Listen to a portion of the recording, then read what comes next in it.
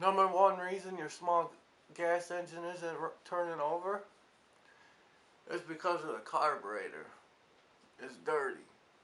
Remove the carburetor, clean it, reinstall it. Add fresh fuel, it should start right up.